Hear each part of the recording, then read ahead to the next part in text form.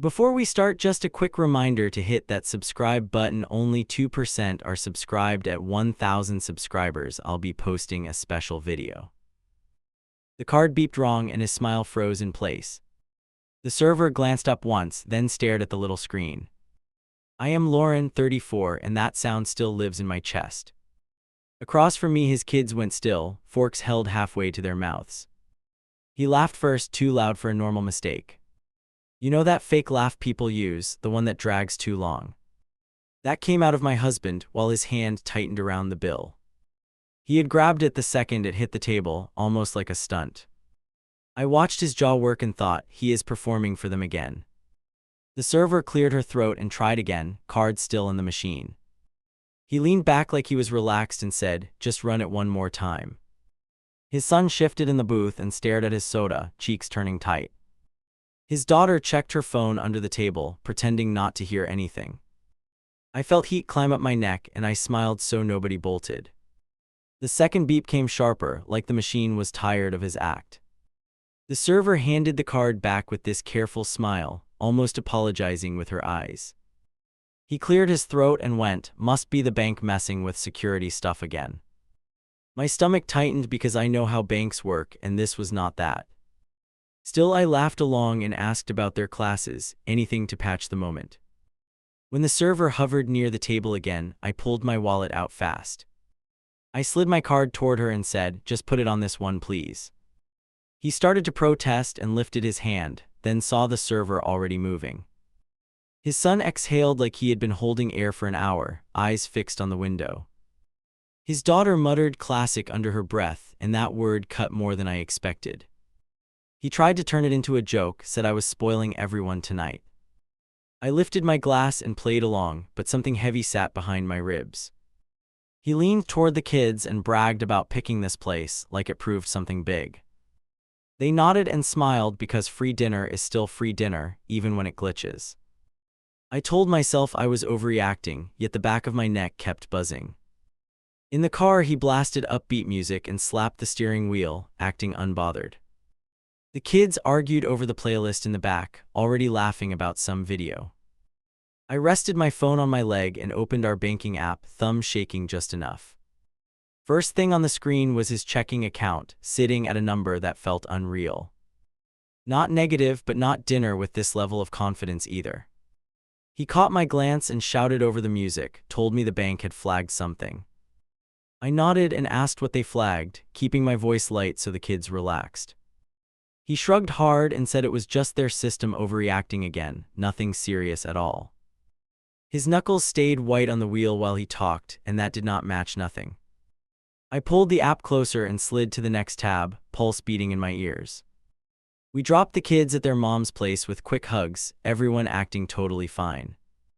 He stayed in the driveway a second longer after they went inside, staring straight ahead in silence.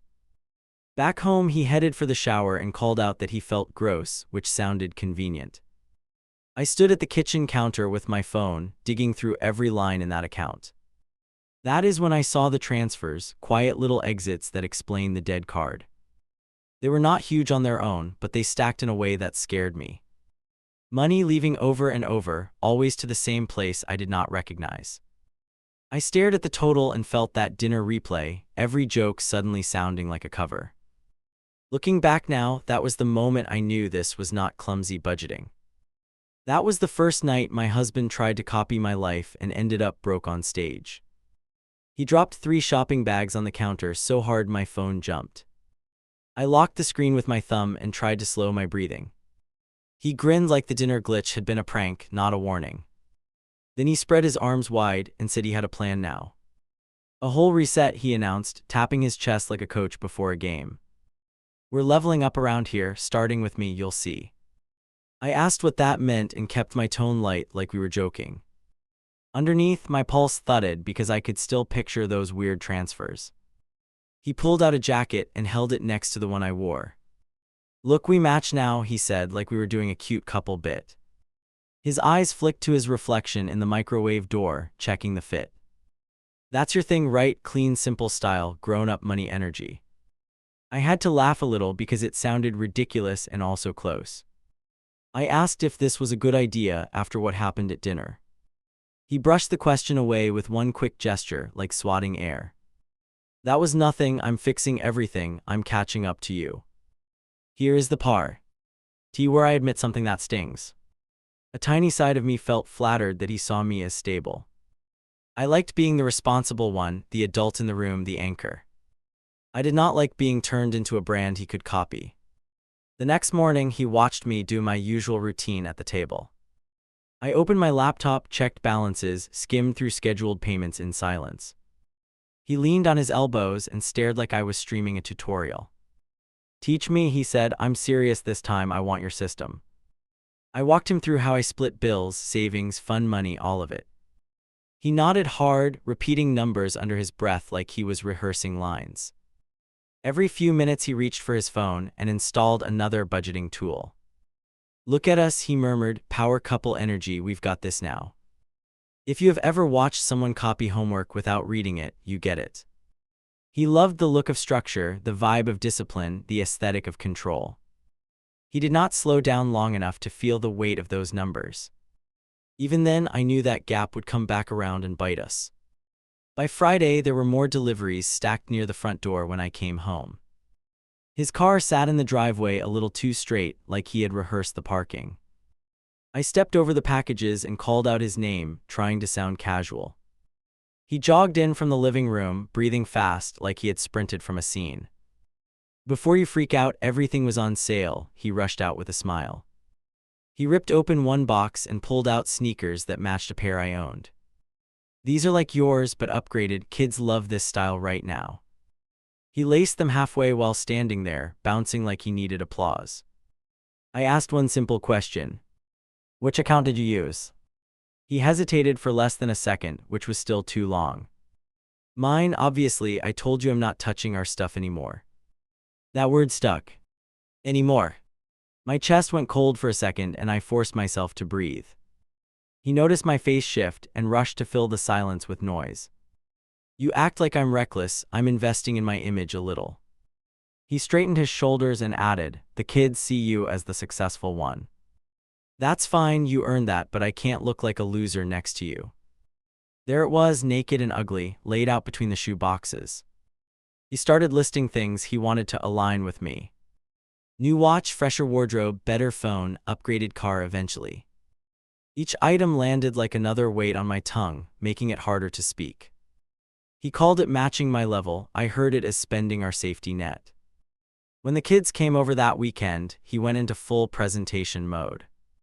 He paced the hallway before they arrived, checking his reflection, smoothing his hair. As soon as they walked in, he pointed at the sneakers and jacket like trophies. Your old man is stepping up, he joked, no more bargain bin dad. His daughter's eyes flicked from him to me, quick and sharp. You look different, she said, neutral voice like she was marking a fact. He lit up, spinning in place for them, hands out like a host. His son shrugged and muttered, nice, then went straight for the game console. Dinner that night turned into a stage show in our own kitchen. He dropped phrases like investment, lifestyle, financial discipline, all in one breath. He kept glancing at me after each line, hunting for confirmation with his eyebrows. I chewed slowly and nodded once in a while, because I did not know where to push. At one point, his son asked the question that sliced the whole performance. So if we're all good now, why did your card get blocked the other night? The room went silent so fast even the fridge hum felt loud. My fork froze halfway up and my heart kicked against my ribs. He laughed, sharp and quick this time, no warmth in it at all. Bank glitch, he answered, shrugging like it bored him to explain. Besides, look around, does this look like someone who is struggling? He swept his arm over the table as if props could erase math. The kids exchanged one of those sibling looks they think adults never catch. They were polite, they ate, they complimented the foods, they played along. But I watched their faces when he bragged about his new mindset again. They were not buying it, and suddenly I realized neither was I. After they left, he closed the door and leaned his head against it. That went well, he said, sounding more hopeful than confident, chest rising too fast. I carried plates to the sink and asked, how much have you actually spent? He stared at the blank door like an answer might show up there. Instead of responding, he walked to the counter and grabbed his keys. "I'm meeting a guy about a phone upgrade," he tossed out over his shoulder. "You'll like this one, it matches yours, they're running a great promotion." The door shut behind him before I could get another word out. I went back to my laptop, fingers clumsy on the keyboard, heart thudding. I logged into his online banking again and watched new pending charges slide in. Not just shoes, not just clothes, monthly payments for something at a big electronics chain. Each line glowed like a warning flare, and I knew this copy phase was just starting. Receipts spilled across the floor when I yanked the drawer too hard. They slid under my feet, and one brushed my ankle like it wanted attention. My heart beat faster than it should for paper, but I already knew why. Everything in me said, "You are about to confirm something ugly." I crouched and started stacking them into little uneven piles, hands clumsy. The top slips were coffee and gas, normal things easy to ignore. Then brand names hit my eyes, the kind he only mentioned in jokes before. Shoes, clothes, hotels, restaurant tabs bigger than what we just paid together. I sorted by date, and a line formed in front of me on the rug. Week after week, more swipes, always in the days before the kids visited. My chest squeezed because it suddenly matched all the new outfits and gear. He had not been leveling up his life, he had been auditioning. Halfway through the stack, I found a thick envelope folded in half. Inside was a statement with his name and a balance that made me swallow hard. A personal loan, recent, with payments already scheduled, interest rates circled in ink. At the bottom, his signature sprawled across the page like a dare to confront him. I stood there with the paper in my hand when the front door opened. He walked in humming, tossed his keys into the bowl, stopped when he saw the floor. His gaze moved from the receipts to my face and stayed there a second too long. "Doing some organizing?" he asked, jaw tight, shoes rooted near the doorway. I lifted the loan document and tapped the number with my finger. "What is this?" I asked, keeping my voice steady even though it shook inside. He shrugged without moving closer, eyes flicking to the piles like they might vanish. "Just a small consolidation thing, smart move actually, nothing dramatic at all." That answer almost made me laugh because it was so carefully smooth. I spread the receipts across the table like a map, no space between them. "Every one of these lines connects to that loan somehow," I told him. "Explain the pattern, because right now it screams you're drowning." He finally stepped forward and grabbed a handful, scanning the top one quickly. "Relax," he muttered, rubbing his forehead with the edge of a receipt. "I wanted to look put together, especially when the kids were here. Can you blame me?" The way he framed it as love made my throat burn and my stomach twist. He pointed at a restaurant receipt from a night I had not been invited. "I took them out, we had a blast, they talked for hours." His mouth softened when he mentioned them, and that hurt in a different way. "I could not show up looking cheap next to you, you know how it is." Here is where I hate admitting my reaction. A part of me actually understood that fear, the terror of seeming lesser. I know what judgment feels like when you walk into a space underdressed. But then I looked down at the loan amount again and the sympathy cracked. I asked the question that mattered most in that moment. "Did you use any of our joint money for this performance?" He froze, then laughed once, short and sharp, eyes sliding off mine. "No, it is all on me. I promised you I would keep it separate." I grabbed my phone right there and opened the banking app with shaking hands. He watched the screen like it might pull a weapon on him. I scrolled through transfers until one entry punched every bit of air from my lungs. A chunk withdrawn from our shared savings, labeled with that same loan company.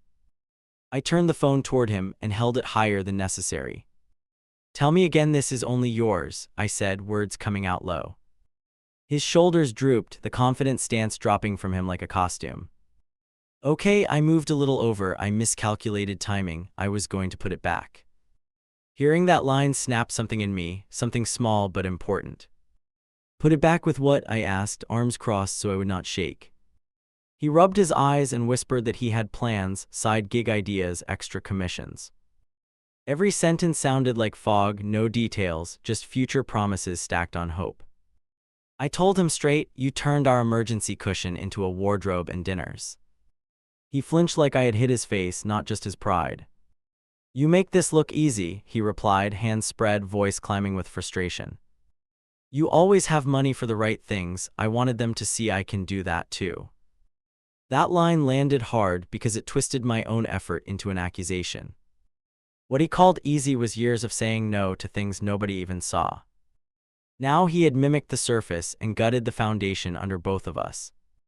Until that moment I realized his jealousy was not cute, it was dangerous.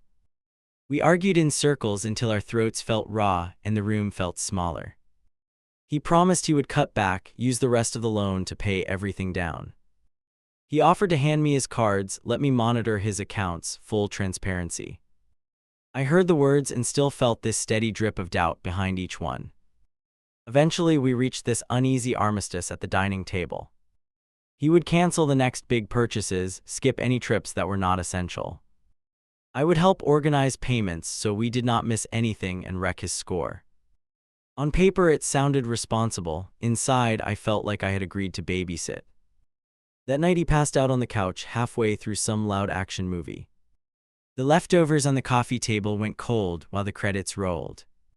His new shoes sat near the door like smug proof of every swipe. I turned the television off and stood in the quiet, chest tight, fingers buzzing. I took my laptop to the bedroom and opened a browser with a knot in my stomach. I typed one line into the search bar. Spouse taking out secret loans to impress stepchildren. The results hit like a slap, pages of strangers describing almost the same mess. I ended up on a relationship thread and read until my eyes hurt. Stories about partners draining savings, hiding cards, chasing admiration from their families. Comment after comment talked about boundaries, separate accounts, legal advice, last chances. Each post felt like someone had cracked open a door I had tried to keep locked. My hands shook while I created a throwaway account with some random username. I started a draft and deleted it 3 times before anything stuck. How do you handle a spouse who is going broke trying to impress his kids? I typed. I added details then erased half of them, afraid someone in my life might connect dots. Writing it out made the whole situation feel both real and unreal. On the screen it looked like fiction, like something that should end with a twist. In my body it was just heavy, embarrassing, and weirdly lonely. I stared at the blinking cursor and realized this was the first time I was telling anyone. Finally, I took a breath and hit post, then wanted to throw up. For a minute nothing happened and I almost convinced myself to delete it. Then the first notification appeared, then another, more comments rolling in. My pulse picked up with each new line of text from strangers who owed me nothing. One of the first replies was blunt. Separate your finances now, this is not a small mistake. Another asked if I was safe and if there had been other control issues before. I told them no in a short answer, then paused because I suddenly was not sure. Some people called his behavior manipulation wrapped in insecurity, others called it desperation. A few said they had watched their own parents blow money just to feel accomplished. There were suggestions about calling a financial planner, getting things in writing, documenting everything. Reading all that, I felt both validated and deeply judged at the same time. I closed the laptop and lay back on the bed, eyes on the ceiling. From the living room, I could hear him snoring, steady and unaware. We were in the same house under the same roof, and I had just told the internet before him. That was the moment I knew this was not just a rough patch, it was the start of a story I could not control anymore. My phone buzzed nonstop while he flipped pancakes like nothing was wrong. I kept the screen face down on the table, notifications flashing against the wood. Every vibration was another stranger reacting to my post about him. He hummed to himself and asked if I wanted extra syrup. I swiped the screen open under the edge of my arm. Refinanced house without telling you, that's financial abuse, one comment read. Another said, get full access to every account before you negotiate anything. I locked the phone again, palms damp, heartbeat loud enough to drown the humming. Sit down when you're done, I told him, pushing my plate away untouched. He glanced over, spatula in his hand, reading my face like a warning sign. What's going on? He asked, setting the pan aside a little too fast. We need to go through everything, I answered, tapping the chair across from me. He sat with his shoulders hunched, hands flat on the table, eyes lowered. You're scaring me, he muttered, forcing out a short laugh that died quickly. I already showed you the loan, I'm cutting back, what else is there? That line made my throat tighten because I knew there was more hiding. I want logins, I said, fingers laced together so I would not fidget. Cards, bank profiles, mortgage, retirement, whatever else exists in your name. He blinked a few times, like I had spoken a foreign language in our kitchen. This is extreme, he complained, pushing his chair back an inch. Then tell me there is nothing else. Ian looked me in the eyes. I met his stare and held it, letting the silence stretch until it hurt. He lasted maybe 5 seconds before his gaze slipped to my phone. That little dodge told me more than any story he could have invented. He blew out a breath and reached into his pocket for his wallet. He pulled out a folded paper with scribbled usernames and passwords. I made this for you after our last fight, he said, voice low now.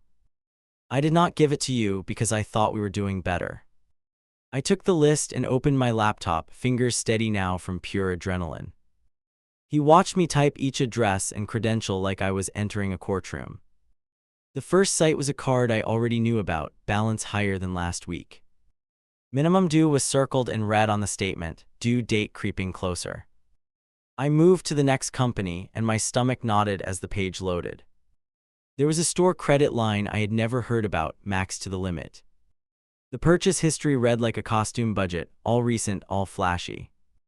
I looked up at him and raised one eyebrow, not trusting my voice yet.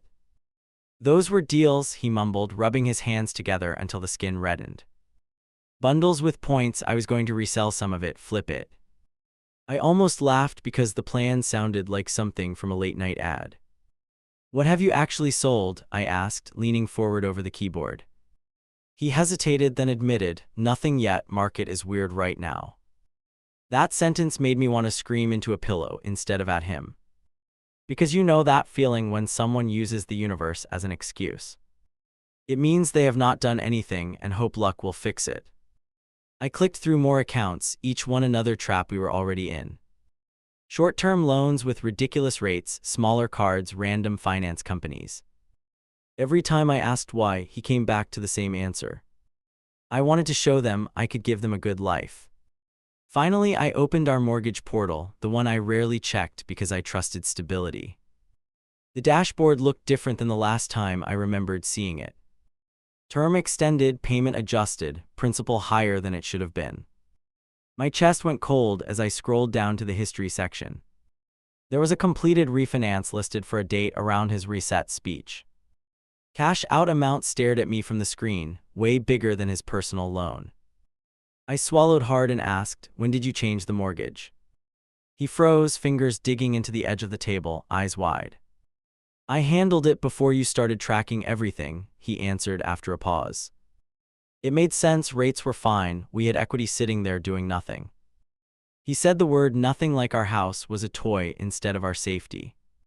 I wanted to throw the laptop, but I forced myself to keep scrolling. Where is that money now? I asked, each word sharp, spaced out on purpose. His mouth opened, closed, opened again, like the air felt too thick to breathe. Some paid off older balances, some went to trips, some helped cover stuff. He would not say the last part, so I dragged it out. Some went to clothes and dinners and electronics, right? He dropped his gaze to his lap, neck flushing, hands still shaking. I thought I could juggle it till my next bonus, he muttered. It spiraled faster than I expected, and I kept thinking I could fix it. Hearing that, I felt two things at once, and I still hate admitting it. Part of me wanted to comfort him because he looked genuinely terrified. The other part wanted to scrape his choices out of my life with a shovel. That tug of war inside me is how I know this story is real. I forced myself to ask about retirement next, even though I already suspected. Show me your long-term account, I said, pointing at the remaining username. His shoulders rose like he wanted to refuse, then fell when he saw my face. He typed the password himself, slower than necessary, every keystroke heavy. The balance on the screen was almost nothing, a fraction of what I remembered. My breath hitched and I grabbed the back of the chair with one hand. You withdrew it, I whispered, not even forming it as a question. He nodded once, stare fixed on a corner of the laptop, anywhere but totals. I moved it out last year when I first started upgrading things, he confessed. Penalties, taxes, I know. I figured I would rebuild it quick once everything smoothed out. He laughed once at himself, no humor in it, just disbelief. I thought I was being bold, not reckless, like one of those success stories. This is the moment where present me wants to shake past me. Because I did not leave the room right then, I kept negotiating. Do you understand what you have done? I asked, words coming out slow. You did not only wreck your future, you dragged mine in without asking. He pushed his chair back and started pacing the room in short, tight lines. I was red of being the parent with excuses, he burst out, hands flying. I hated telling them we could not afford trips or gadgets again. I watched you handle money and thought, if she can build this, I can too. The logic sounded twisted and also painfully honest, which made it worse. He said he wanted his kids to brag about him, not apologize for him. He admitted he felt small next to my stability and their mother's new partner. So he tried to jump levels instead of taking the slow, ugly staircase. I know you think I am shallow, he added, voice cracking near the end. But when they look at me and I see disappointment, it kills something inside. I wanted them to feel proud walking next to me, not embarrassed. They see how you live, and I wanted to prove I could match it. That word match hit like a punch because it summed up everything. He had not tried to grow with me, he had tried to copy the results. Every shirt, every meal, every device, all of it was a costume. And now the stage lights were off and we were counting the cost in the dark. I told him what the numbers actually meant in plain language. Our house payment is higher, our buffer is tiny, your long-term savings are gone. We owe more than we can comfortably handle, and the income is the same. On paper we look fine, in reality we are one bad month from disaster. He sat down again, slower this time, like his legs might not hold him. So what, we are poor now? He asked, half laughing, half daring me to agree. Because it does not look poor when we go out with them. That sentence made my skin crawl, because he still clung to the picture. We are past broke, I answered, leaning in so he could not escape. We are negative once you count interest, we just have nice props. Your pride turned into debt and my trust paid for the rest. I did not raise my voice, but I watched the words land like hits. He grabbed the back of his neck and stared at the floor for a long moment. I can pick up extra shifts, sell stuff, tighten everything, we can crawl out. I will cancel services, return what I can, call the lenders. He started listing plans like patchwork, desperation pouring out in quick bursts. Stop, I cut in, raising my hand between us like a barrier. This is not just about hustling out of a hole, I told him. This is about you lying, deciding alone, gambling with our home. Why did you not tell me after the first swipe that felt wrong? His eyes finally met mine, red and tired, no more spin left. Because every time I thought about telling you, I heard your disappointment in my head. I knew you would be right, and I did not want to feel smaller again. So I kept trying to reach a point where I could show you the win instead. That answer broke something softer in me, the part that once believed love was enough. Because the truth is, I had made comments before about his spending that stung his pride. I had enjoyed being the stable one more than I liked admitting. Writing this now, I can see how my little jabs gave his ego fuel. I am not excusing what he did, I am not taking that on. But it matters that the villain in this story is not simple. He is a man who feared his children's judgment and my calm spreadsheets. He is also the one who cashed out our future without asking. By the time we finished tearing through every statement, the table was covered. Papers, notes, due dates, phone numbers, everything laid out like a crime board.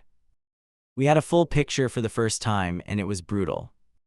There was no magic fix, just years of cautious work if we stayed together.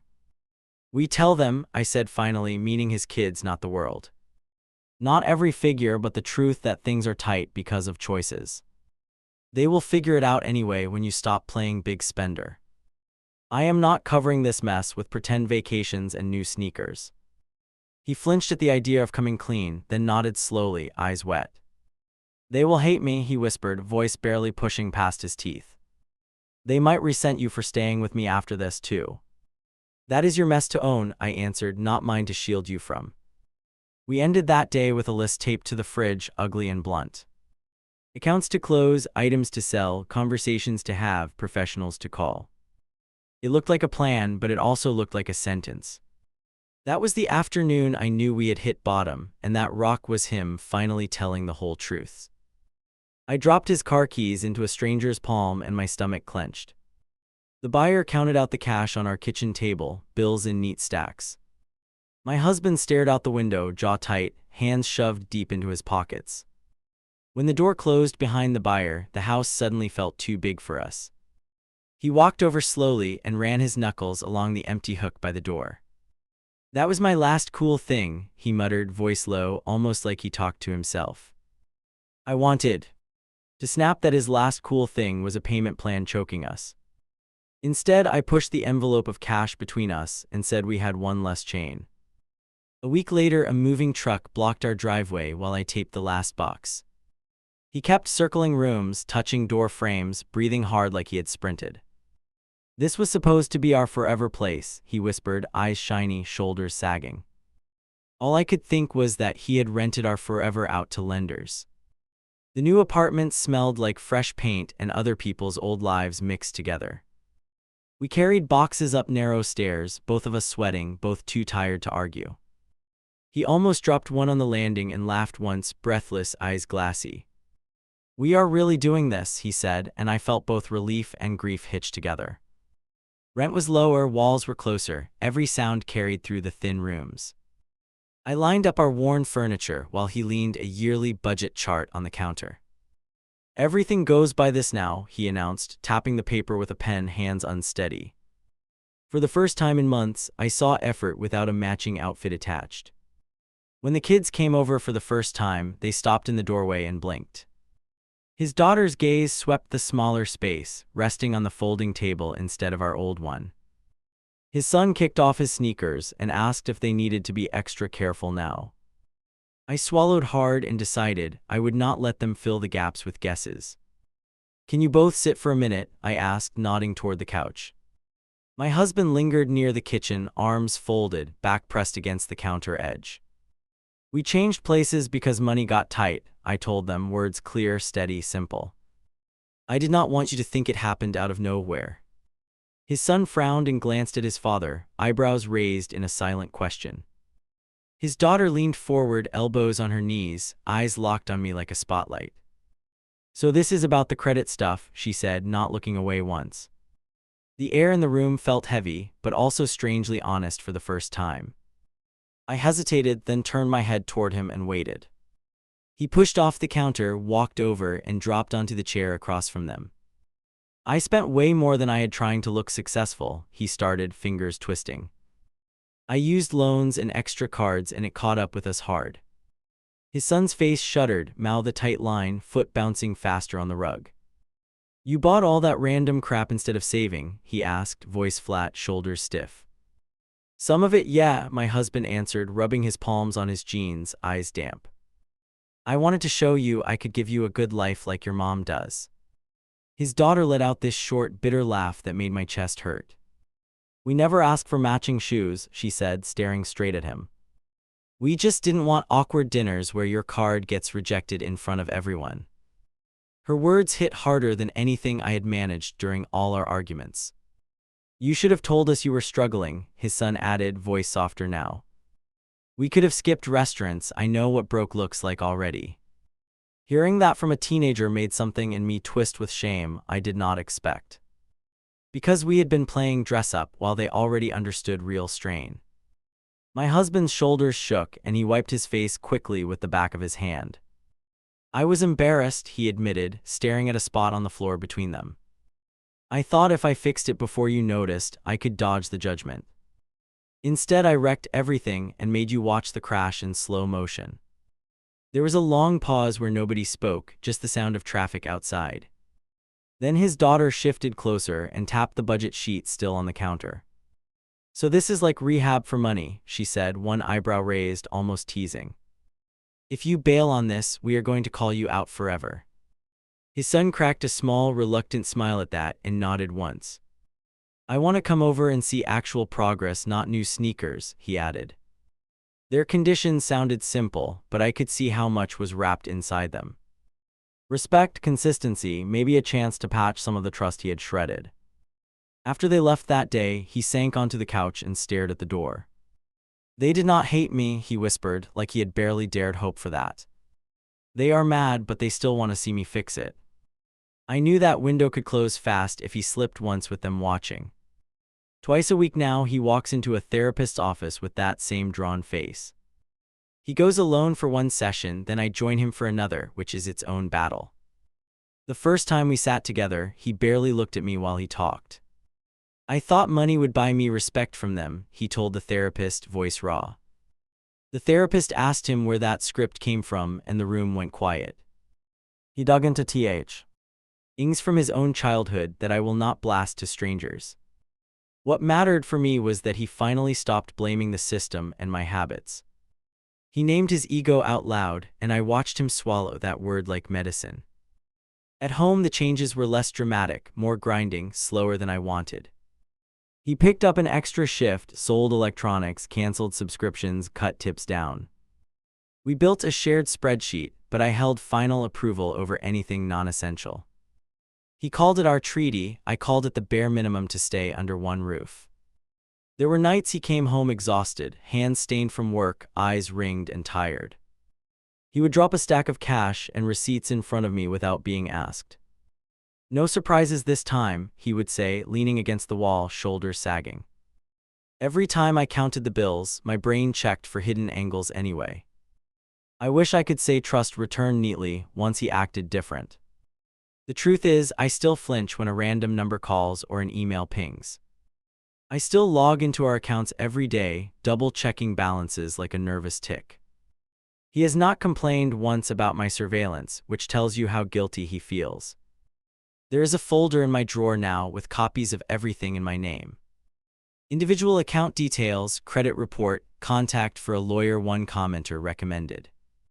On the cover, I wrote a date 6 months from the day we taped that list. That is my deadline decision, and I look at it whenever I feel myself softening. Tonight, as I write this new update for the same forum, he is at work. His kids are at their other house, probably scrolling on their phones, maybe talking about us. The apartment is quiet except for the dryer thumping every few seconds. My fingers hover over the keyboard while I decide how honest to be with strangers again. So here is the truth as clean as I can put it. He burned through equity, drained his future savings, and dragged me into financial chaos. Since then, he has sold his car, moved into a smaller place, handed me every password. He cries in therapy, grinds at extra work, and has stopped buying status on plastic. And mate, I am not some saint watching from a pedestal. I am tired and split down the middle. Half of me wants to pack that folder, sign papers, and start over alone. The other half wants to see if a man who went ultra broke to impress his kids can learn to impress them by staying honest and small and steady. We set one last rule together last week, written in thick marker on the fridge. One lie about money and we are done. He traced the words with his finger, nodded once, and kissed my forehead. I watched him walk away, and in my head I started counting, not dollars this time, but chances.